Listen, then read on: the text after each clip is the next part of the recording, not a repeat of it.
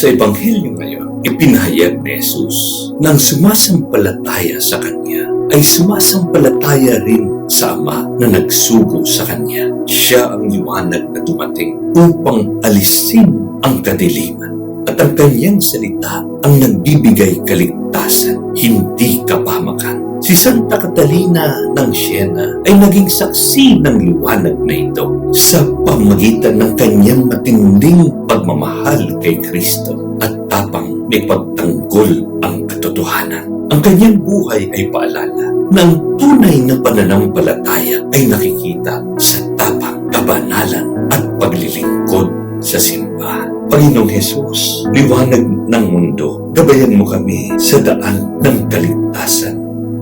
Amen.